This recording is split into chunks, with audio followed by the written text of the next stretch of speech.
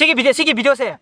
आम तो थोक ट्रिप ने खंबा आई ओइना स्क्रिप्ट यावने बा तो हाइरा गेबको कोई अर्जुन गा कर्णा गा लान संगे टाइमिंग ने बा न्यूक्लियर वेपन कामने बि तंजाने खंबा अर्जुन गा कर्णा गा न्यूक्लियर वेपन कोई कन्न को थोंना को तंजासिदा अमन खुद breakfast मचाम तोक्सले यासी थक्सनग्रे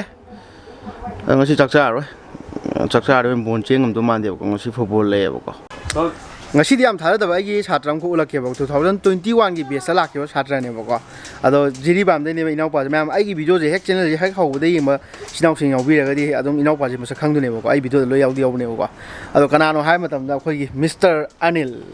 ma lai je chopper ne hai di helicopter ne lai je ko jiri bam de na cái nông bộ hay ta đấy có khơi Impal bối rồi hay ta đấy, tôi em nấc là lap bay tôi này mà mang đây mà cái nào không rồi ta đây thì cái đó hay đi qua decision hấp phong mà mang đây anh dễ bám sát luôn cái luôn không cặp cái qua, mà rồi sẽ cái sắm mà lên mình anh này thì sẽ lên này mà sẽ 91 plus rồi, bắt anh cầm khơi lên mà mang đâu qua, dạ đấy, anh ấy giờ nung ai mà mang đây vài này cái ra blog tôi cái lối hấp phong game làm decision đâu qua đó, mà cái awan nung ai đó học gì lấy condition hay ta đấy có dễ bám cái, tôi xem anh ấy ta chứ có, cái tôi anh ấy hay đi vài này chắc là mìnhจะkhóc đó, đúng region này là chính rồi, hay đi vài này cái thùng lan đó, tôi cho đó. Aduh, kenapa teh region di nanti ba? Aduh di kesana ba ni cari doh. Hadi. Nanti, hadi. Nau jiki, jiki thong lagi na, amma tongan lagi na. Aduh juga tu lan betul miari ba. Ya. Aduh di Assam, moi kenapa ni? Assam, aduh ki landok Assam ni tu na. Assam ki dia si, moi ki Iran kim lagi teh ba. Moi ki Hinjan jadam ni ba. Aduh na, koi ki, kayaknya koi di Manipur, koi di, dum guru ini suka ngeko. Koi di, ek mana kenapa ni na? Hai di guru sih lah mina kayak hai tuan kun lah kau di nung lang muda jauh mana. Aku kan lagi, aku ni lu jaga aja, yang berak ab jaga ni di golathon, golathon. Samu pumbi, hai kang ni bako, मैं मोई jaga aja, itu samu pumbi je, मोई di maning gih kun jadi dalam lay deh bako, hujan ki kanggu hai di. मैं am kang maning kau yang pandra ke jodoh jaga tu, oye bako tu nama yang tina wana, kita inang tu pada ni dalam phone tu, mana phone bag deh, wajib message saya, malam di, ini call tu soal ni jong nuai ti tu na. Adune yang nusi matam do ko amu khana hala position adune adu china amu ma chopper da la amu thena ne ko guru in chele je la padi kui ra me ma je ado date keno da hanne da 13 da 13 da mu gun thinda ta me dio chak chara ma mu bang tholo le ken adune me am ko swaina do ne am nusi gi matam do adune ho se khangau de ma ngasi lai ne do ga matam khar lai ni ha ko February sen yaw ge guru do ko kitang tami ko pion ha do to chatu ne ko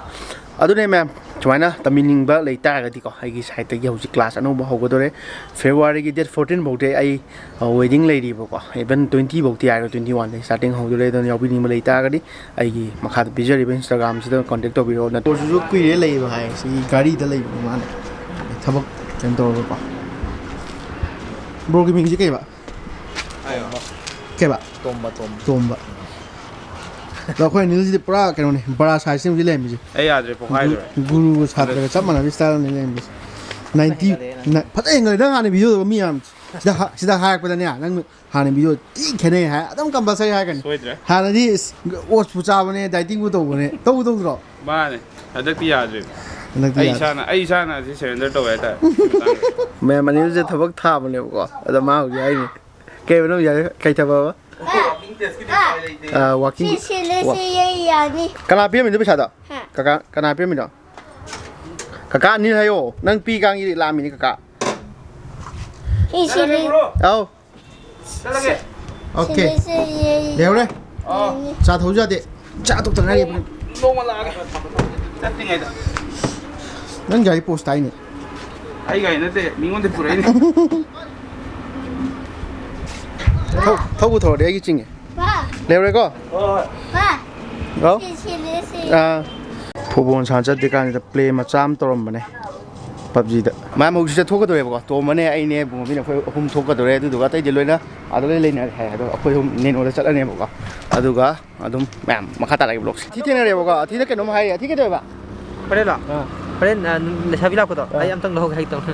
Alam mo ko ako athizu kano de ne ba yunam kuno. Yunam kuno ne. Lakhanaw hai ba. Lakhanaw bo ko. Lakhanaw ki hek thangna ba kun ma da kainau da ju le ra me bo ko. Kainau ma sa gu ma ne kainau 2012 te na 14 bo le ra me tu ma tu le ko sim mai le sim da le ne ba. Sim de ai da ting ho bo ni. Ngal ba han da ba. Ti slim mo le me. Han da kilo mari खरें तारे कमाई ताले नुदाम तंग जरा हेले gym खगते ते सनाबा mayam kalasa gi musin dina aina haijari lakadeba nabe magi date da kuman pak men stadium da kalasa ga traw ga football match am le jai sibu mayam da nungsi biduna playing bu support to bibo ina mayam su lakpiu aduga ticket phangam online amasung offline da ticket phangani aduga ticket phangam sing dadi makha thon jarongge mayam su lakpiu ai sungai jarongge mayam play support to minasi aduga mayam akoi gi edi gi F50 hariba budasi mayam pambi ta ga di adum lay wa gi tawni to ma'am full फंगाव दौनी रे YouTuber यार इंद्रन हाय ने कोई my body जेगा चप आना नोम असा थमो थम इस ब्ले मोबाइल से कॉम्बिनेशन कोई लाई कैमरा का बतू आईफोन न गाय रे यामन ये ngoda na फोटो फजदे है यार ले ता फोन में नाम ले ता फजदे है यार आई ना मो करी केदोरगे डॉक्टर परवीन दिया परवीन केबा दियार परवीन आई गंगे माय दिस सास मेम गम ता मे मा तु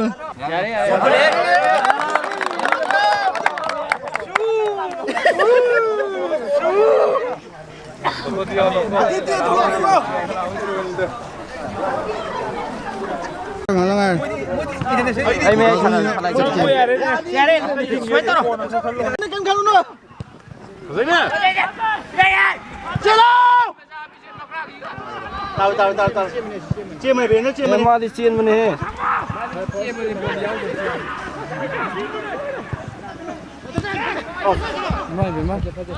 अय्या किपर गाउ रे भाइ बोगु लाग्छ किपर गले गाउ रे बोल बा उनी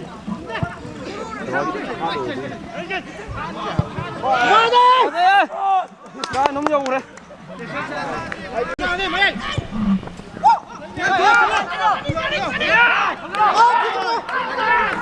sống nó tàu đến như thế là cái gì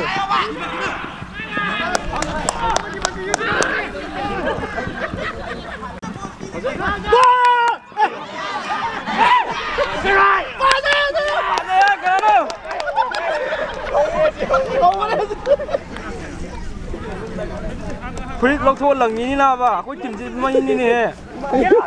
chỉ còn sẵn lốt đấy. One game không có ba, Philip nào không được.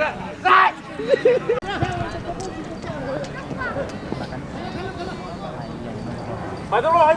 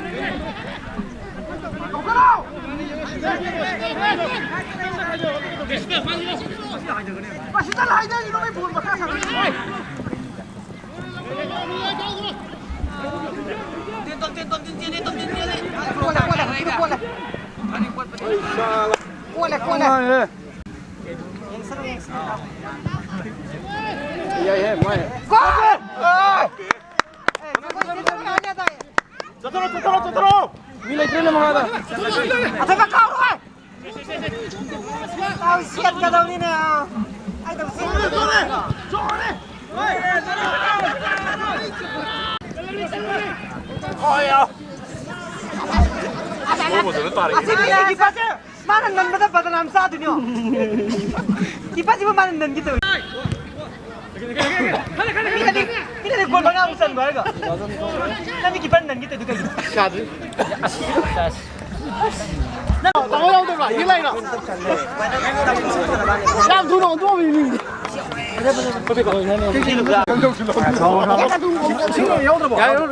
Segi video saya. amta thoktribne khamba ai oina script yaw ne ba to haira ge ko koi gi arjun ga karna ga lan song me timing ne ba nuclear weapon kam na bi tanjani khamba arjun ga karna ga nuclear weapon koi kan ku thongna ba tanja sida amana ma khut habdi lepa yana jana da timing ne ba adari arjun jina ko yaroi haiduna magi tenggung dagi tenjai sa satena ko tenjai de man nium da solak jani na price lai bra kanu solak jani nuclear weapon solak jani ko hydrogen helium lithium barium boron carbon na te oxygen fluorine neon sodium magnesium silicon phosphorus sulfur chloride argon potassium calcium to kap jani adagi jang paithraga arjun gi tenjina karna gi thabak sira mapan ni pada tar tar tar manga da mari da ohum da ni da ma haijan na thab jani na in pungsang